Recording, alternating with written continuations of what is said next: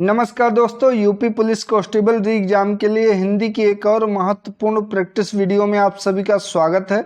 तो चलिए आज की वीडियो शुरू करते हैं। पहला प्रश्न है, इन शब्दों में से किसमें रा व्यंजन नहीं है? तो मात्र, मूर्धा, क्रम, इन तीनों में रा व्यंजन है, लेकिन मातृभूमि में रा व्यंजन नहीं है। इसमें री की मात्रा का प्रयोग किया गया है, तो ऑप्शन नंबर डी इसका राइट ऑप्शन हो जाएगा। अगला, संज्ञा का भेद इनमें से कौन सा नहीं होता है? व्यक्तिवाचक, जातिवाचक या भाववाचक या निजवाचक? तो निजवाचक जो कि संज्ञा का भेद नहीं होता है, ये सर्वनाम का भेद होता है। निजवाचक सर्वनाम होता है, ठीक है। ये तीनों जो कि संज्ञा के भेद होते हैं।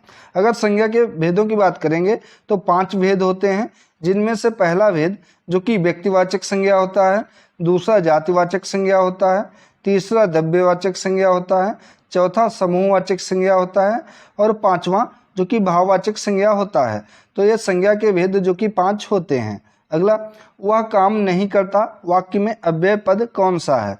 वह काम नहीं करता, तो इस वाक्य में अव्यय पद हो जाएगा नहीं। Option number C correct option हो जाएगा। अव्यय किसी अन्य शब्द के साथ जुड़कर उसे भी अव्यय शब्द बना देता है, जैसे कि प्रतिदिन, यथाशक्ति आदि, ठीक है। अगला, निम्नलिखित में से कौन से शब्द से री की मात्रा का उपयोग हुआ है? तो री की मात्रा का उपयोग जो कि वृष्टि में किया गया है। Option number D correct option हो जाएगा। अगला, 5वां विश्व हिंदी सम्मेलन कहाँ संपन्न हुआ? तो 5वां विश्व हिंदी सम्मेलन जो कि पोर्ट ऑफ स्पेन यानी कि त्रिनिदाद में हुआ। ऑप्शन नंबर 20 का करेक्ट ऑप्शन हो जाएगा। अगर लेटेस्ट पूछे तो लेटेस्ट जो कि 12वां विश्व हिंदी सम्मेलन हुआ है और ये जो कि फिजी देश में हुआ है। ये आपके लिए इम्पोर्टेंट रहेगा, तो आप लोग इसको अच्छे से याद कर लीजिए कि 12वां विश्व हिंदी सम्मेलन जो कि फिजी देश में हुआ है, अभी 2023 में हुआ है। अगला, मूर्धन्य अल्पप्राण घोष व्यंजन वर्ण का उदाहरण इनमें से कौन सा है? तो मूर्धन्य अल्पप्राण घोष व्यंजन वर्ण का उदाहरण इनमें से हो जाएगा डा। ऑप्शन नंबर 20 का करेक्ट ऑप्शन हो जाएगा। जिन व्यंजन वर्णों का उच्चारण मूर्धा से होता है उन्हें मूर्धन्य कहते हैं, और जिन व्यंजन वर्णों के उच्चारण में प्राण वायु कम मात्रा में मुख से बाहर निकले, यानी कि जिनके उच्चारण में हवा मुंह से बाहर बहुत कम मात्रा में निकले, उन्हें अल्प प्राण कहा जाता है, और अगर ज़्यादा निकले तो उन्हें महाप्राण कहा जाता है, ठीक है। और नाद की दृष्टि से जिन व्यंजन वर्णों के उच्चारण में स्वर तंत्रियां जागृत हों, यानी कि वाइब्रेशन उत्पन्न हो, उन्हें घोष कहा जाता है। तो ये तीनों पॉइंट ध्यान रखेंगे। अगला क्वेश्चन, ने किस कारक का चिन्ह है? कर्ता कारक का, कर्म कारक का, करण कारक का या फिर संपदान कारक का? तो कर्म को करण से के द्वारा या संपदान को के लिए हेतु। तो इनमें से पूछा है कि ने किस कर्ता का कारक चिन्ह है? तो एक कर्ता का कारक चिन्ह है। Option number A correct option हो जाएगा कि कर्ता ने कर्म को करण से संपदान से के द्वारा, ये इसके कारक चिन्ह हो जाएंगे, ठीक है। ए राइट ऑप्शन है। अगला, निम्नलिखित में से सर्वनाम क्या है? घर, आप, पहाड़ या फिर नदी? तो इनमें से सर्वनाम जो कि आप है। Option number B correct option हो जाएगा। यह निजवाचक सर्वनाम का उदाहरण है, ठीक है। निजवाचक सर्वनाम जो कि आप कर्ता के विषय में कुछ बताता है पर स्वयं कर्ता नहीं होता है, ये भी ध्यान रखेंगे। अगला, निम्नलिखित में से विशेषण क्या है? लंबाई, बुढ़ापा, समझ या फिर शांत? तो इनमें से शांत जो कि विशेषण है। ऑप्शन नंबर डी इसका राइट ऑप्शन हो जाएगा। अगला, फेयरवेल का हिंदी पर्याय क्या होता है? विदाई, सही किराया, ठीक करना या फिर कार्य नीति? तो फेयरवेल का हिंदी पर्याय होता है विदाई। ऑप्शन नंबर ए इसका राइट ऑप्शन हो जाएगा। अगला, इनमें से तत्सम शब्द का चयन कीजिए। तो जीभ, मुख, कान या दांत? तो इनमें से पूछा है कि तत्सम शब्द कौन सा हो जाएगा? तो मुख जो कि तत्सम शब्द हो जाएगा, ठीक है। बाकी जीभ का अगर हम तत्सम देखेंगे तो हो जाएगा इसका जिह्वा, कान का तत्सम हो जाएगा कर्ण, व दांत का तत्सम जो कि हो जाएगा दंत, ठीक है। अगला, हिंदी साहित्य का 9वां रस इनमें से कौन सा है? भक्ति रस, शांत रस, वात्सल्य रस या फिर करुण रस? तो हिंदी साहित्य में 9वां रस जो कि शांत रस है। ऑप्शन नंबर 20 का करेक्ट ऑप्शन हो जाएगा। कुछ इंपॉर्टेंट पॉइंट हैं। तो आचार्य भरत मुनि ने केवल 8 रसों की चर्चा अपनी नाट्य शास्त्र में की है। ठीक है, आचार्य अभिनव गुप्त ने 9 रसों को काव्य में स्वीकारा है। ठीक है, आचार्य भरत मुनि के अनुसार अगर पूछे कितने रस हैं तो 9 आपको उत्तर देना है। ठीक है, और आचार्य अभिनव गुप्त के द्वारा तो 9 रस हैं। ठीक है, ये ध्यान रखेंगे। रस कौन कौन से होते हैं? तो रस होते हैं 9, जिनमें श्रृंगार रस, हास्य रस, करुण रस, रौद्र रस, वीर रस, भयानक रस, विभत्स रस, अद्भुत रस, और 9वां जो कि शांत रस माना गया है।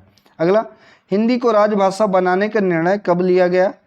14 सितंबर 1949 को, 15 अगस्त 1949 को, 14 सितंबर 1948 को, या 26 जनवरी 1949 को।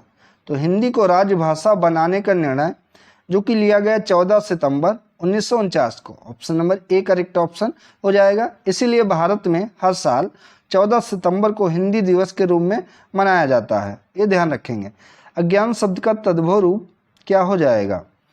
अजाना, अजान, अनजान, या फिर अनजाना।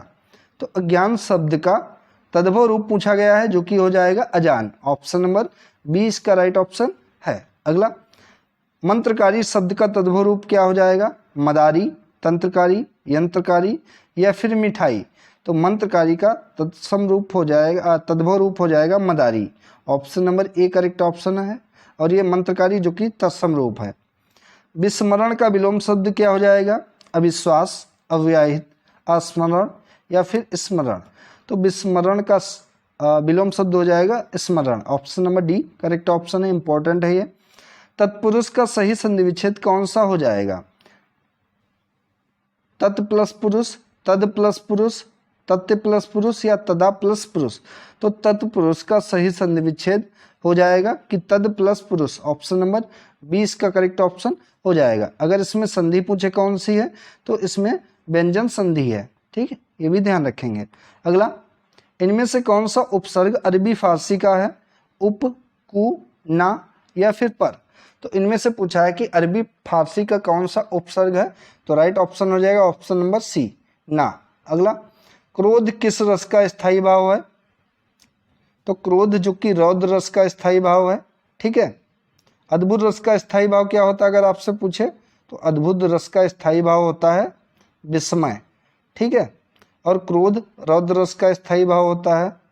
वीर रस का स्थायी भाव क्या होता है? कई बार एग्जाम में पूछा गया है। तो उत्साह जो कि वीर रस का स्थायी भाव होता है। भयानक रस का अगर पूछे स्थायी भाव तो भय इसका भयानक रस का स्थायी भाव होता है। ये सभी पॉइंट आप लोग ध्यान रखेंगे। अगला, दंत वर्ष महाप्राण घोष व्यंजन वर्ण का उदाहरण इनमें से कौन सा है? छ, धा, था, या फिर ठा। तो दंत वर्ष महाप्राण घोष व्यंजन वर्ण का उदाहरण इनमें से है धा। ऑप्शन नंबर 20 का करेक्ट ऑप्शन हो जाएगा। अगला क्वेश्चन, मिलनसार शब्द में कौन सा प्रत्यय है? तो आपको कई बार बताया जा चुका है कि जो प्रत्यय होते हैं वो किसी भी शब्द के आखिरी में जुड़कर एक नया शब्द बनाते हैं, और उपसर्ग जो कि किसी भी शब्द के पहले जुड़कर एक नया शब्द बनाते हैं। तो प्रत्यय, तो मिलनसार, आर, आर यानी कि क्या इसका हो जाएगा? मिलनसार, रा, मिलन, तो मिलन तो नहीं होगा, या मिल भी नहीं होता, तो मिलनसार यानी कि मिलन और प्लस सार। तो ऑप्शन नंबर डी इसका राइट ऑप्शन हो जाएगा। इसमें सार प्रत्यय उपयोग किया गया है। आपकी विदेश से यात्रा मंगलमय हो, यह किस प्रकार का वाक्य है? इच्छावाचक वाक्य है, संकेतवाचक वाक्य है, निषेधवाचक वाक्य है, या विधानवाचक वाक्य है? तो आपकी विदेश यात्रा मंगलमय हो यानी कि इच्छा जाहिर की जा रही है, तो ये इच्छावाचक वाक्य है। Option number A correct option है। अगला, त्रिपुरा राज्य की राजभाषा कौन सी है? बांग्ला, मैथिली, असमिया, या फिर खासी। तो त्रिपुरा राज्य की राजधानी राजभाषा जो कि बांग्ला है। Option number A correct option हो जाएगा। ठीक है, अगला, कौन सी भाषा 8वीं अनुसूची में शामिल नहीं है? गुजराती, बोडो, मिजो, या मलयालम। तो इनमें से 8वीं अनुसूची जो कि भारतीय संविधान में मिजो शामिल नहीं है। भारतीय संविधान में 22 भाषाएं हैं जो कि 8वीं अनुसूची में है। अध्यापिका नृत्य सिखाएगी, इस वाक्य में क्रियाकाल का बोध करा रही है। सामान्य भविष्यत, सामान्य वर्तमान, अपूर्ण वर्तमान, या फिर सामान्य भूत। तो इस वाक्य में किस काल का क्रिया बोध करा रही है कि अध्यापिका नृत्य सिखाएंगी? तो राइट ऑप्शन है ऑप्शन नंबर ए, ये सामान्य भविष्यत है। अगला, निम्नलिखित प्रश्न में 4 विकल्प दिए गए हैं, जिनमें से उस विकल्प का चयन करें जो कि दिए गए शब्द का सही स्त्रीलिंग शब्द है। तो तपस्वी का सही स्त्रीलिंग शब्द क्या हो जाएगा? तपस्विनी, पतस्विनी या तपस्विनी या तपस्वी। तो तपस्वी का सही स्त्रीलिंग शब्द हो जाएगा जो कि हो जाएगा तपस्विनी। ऑप्शन नंबर ए इसका राइट ऑप्शन हो जाएगा। ठीक है। अगला, नीचे दिए गए शब्द का सही बहुवचन रूप वाला विकल्प पहचानिए। तलवार का सही बहुवचन क्या हो जाएगा? तलवारें, तलवारों, तलवार या फिर तलवारें। तो तलवार का सही बहुवचन रूप हो जाएगा तलवारें। ए करेक्ट ऑप्शन है। अगला, ह्रस्व व दीर्घ इनमें से किसके प्रकार हैं? स्वरों के, व्यंजन के, वर्णमाला के या फिर संयुक्त व्यंजन के। तो ह्रस्व व दीर्घ जो कि इनमें से स्वरों के प्रकार हैं। Option number A correct option हो जाएगा। ठीक है, ये 2 प्रकार के स्वर होते हैं। अगर इनकी बात करें तो ऐसे स्वर जिनकी उत्पत्ति दूसरे स्वरों से होती है, ठीक है, वे ह्रस्व स्वर कहलाते हैं, ये ध्यान रखेंगे। और किसी मूल या ह्रस्व स्वर को उसी स्वर के साथ मिलाने से जो स्वर बनता है उसे दीर्घ स्वर कहा जाता है। निम्न में से कौन सा शब्द पुल्लिंग है? तो इच्छा, राष्ट्र, रक्षा करना, योग्यता। तो इनमें से कौन सा शब्द पुल्लिंग शब्द हो जाएगा? तो राष्ट्र जो कि पुल्लिंग शब्द है, इच्छा जाहिर की, रक्षा की उसने, या योग्यता सिद्ध की। तो सभी में स्त्रीलिंग हो रहा है, लेकिन राष्ट्र के प्रति या इस तरीके से वाक्य बना सकते हैं। तो बी राइट ऑप्शन हो जाएगा। किस शब्द का प्रयोग सदा बहुवचन में होता है? लड़का, लड़कों, लड़के, घोड़ा, प्राण या वधु। तो बहुवचन शब्द हमेशा जो कि प्राण का होता, प्राणे नहीं कहेंगे या प्राणों नहीं कहेंगे। तो ऑप्शन नंबर सी इसका करेक्ट ऑप्शन हो जाएगा। ठीक है। शेष विकल्प जो कि लड़का, घोड़ा और वधु हैं, ये सभी एक वचन हैं। इनमें से कौन सा ऊष्म व्यंजन है? तो ऊष्म व्यंजन वो होते हैं जिनके उच्चारण में गर्म वायु मुख से बाहर निकलती है, उन्हें ऊष्म व्यंजन कहा जाता है। तो इनमें से उच्चारण कीजिए, किसमें गर्म वायु मुख से बाहर निकलती है? या, पा, शा या टा। तो शा से गर्म वायु बाहर निकलती है। ऑप्शन नंबर सी इसका करेक्ट ऑप्शन हो जाएगा। ठीक है। अगला, दी गई जोड़ियों में कौन सी जोड़ी सही संज्ञा व उससे बनने वाले विशेषण शब्द की है? पक्षपाक्षिक, प्रेम प्यार, सुख दुख या स्वर्ण सोना। तो इसका सही जवाब है ऑप्शन नंबर ए पक्षपाक्षिक, जो कि संज्ञा व उससे बनने वाले विशेषण का सही जोड़ा है। ऑप्शन नंबर ए इसका सही जवाब है। सर्वनाम वाले वाक्यों में लिंग का पता किससे चलता है? क्रिया से, कर्म से, कर्ता से या फिर वचन से। तो जो वाक्य सर्वनाम वाले होते हैं उनमें लिंग का जो पता है वो क्रिया से चलता है। ऑप्शन नंबर ए इसका करेक्ट ऑप्शन हो जाएगा। जैसे कि वह खाता है या वह सोती है, तो क्रिया के माध्यम से ही लिंग का पता चल रहा है। ठीक है। अगला, मथुरा किस राज्य में है? यह किस प्रकार का वाक्य है? निषेधवाचक वाक्य, तो निषेधवाचक तो नहीं है। या प्रश्नवाचक वाक्य है, तो प्रश्नवाचक का चिन्ह यहाँ पर लगा है, जो कि बहुत ही आसान होता है ये वाक्य पहचानना। तो ये प्रश्नवाचक वाक्य हो जाएगा। ऑप्शन नंबर 20 का राइट ऑप्शन है। नीचे अनुच्छेद है, इसको पढ़कर नीचे प्रश्नों के उत्तर देने हैं। तो साहित्य जगत की प्रचलित 2 अवधारणाएं कला जीवन के लिए तथा कला कला के लिए वस्तुतः कला के मूल्यवादी और सौंदर्यवादी दृष्टिकोणों का प्रतिफलन है। कला के मूल्यवादी दृष्टिकोण अथवा कला जीवन के लिए सिद्धांत अनुसार काव्य का मूल प्रयोजन नैतिकता की स्थापना एवं शिक्षा माना जाता है। इस सिद्धांत के मानने वाले साहित्यकार कला को सामाजिक परिवर्तन एवं सुधार का महत्वपूर्ण अस्त्र मानते हैं। कला उनके लिए उनके वांछित सिद्धांतों के प्रचार का प्रमुख साधन होती है। दूसरी ओर कलावादी कला को मात्र सौंदर्य अनुभूति एवं आनंदभूति की अभिव्यक्ति एवं आस्वादन का साधन मानते हैं।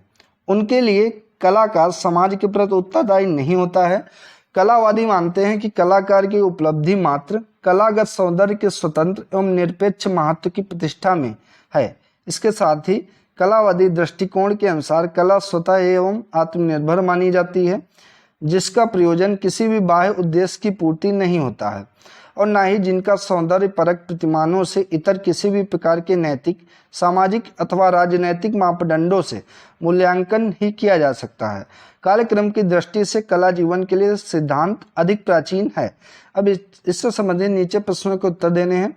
तो साहित्य की कलावादी दृष्टिकोण के अनुसार कौन सा कथन इनमें से सही हो जाएगा? तो कला का नैतिक मानदंडों से मूल्यांकन किया जा सकता है, ये तो बात नहीं की गई है। कला का सौंदर्य परक प्रतिमानों से मूल्यांकन किया जा सकता है, तो वाक्य में ये बात कही गई, ऑप्शन नंबर 20 का सही जवाब हो जाएगा। अगर पहले ही सही मिल गया तो इन दोनों को देखने का मतलब नहीं है, एक बार पढ़ सकते हैं फिर भी। अगला, कला का मूल्यवादी दृष्टिकोण अथवा काव्य का मूल प्रयोजन इनमें से क्या माना जाता है? तो कला का मूल्यवादी दृष्टिकोण अथवा काव्य का मूल प्रयोजन, काव्य का मूल प्रयोजन आनंदभूत है, तो ये भी नहीं है। काव्य का मूल प्रयोजन नैतिकता की स्थापना है, तो नैतिकता की स्थापना की बात की गई है पैरा में, ऑप्शन नंबर 20 करेक्ट भी राइट ऑप्शन हो जाएगा। ठीक है। अगला, किस सिद्धांत को मानने वाले साहित्यकार कला को सामाजिक परिवर्तन एवं सुधार का महत्वपूर्ण अस्त्र मानते हैं? मूल्यवादी, कलावादी या मूल्यवादी तथा कलावादी, या फिर इनमें से कोई भी नहीं?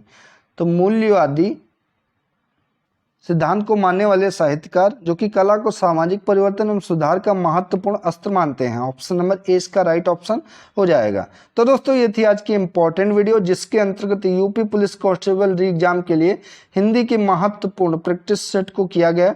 दोस्तों ऐसे यूपी पुलिस एग्जाम के लिए यूपी जीके स्पेशल और दोस्तों यूपी पुलिस के लिए जीके जीएस की इंपॉर्टेंट प्रैक्टिस सेट चलाई जा रही हैं, जिनके लिए अलग अलग प्लेलिस्ट भी बना दी गई है, जिनको आप जाकर देख सकते हैं। धन्यवाद दोस्तों।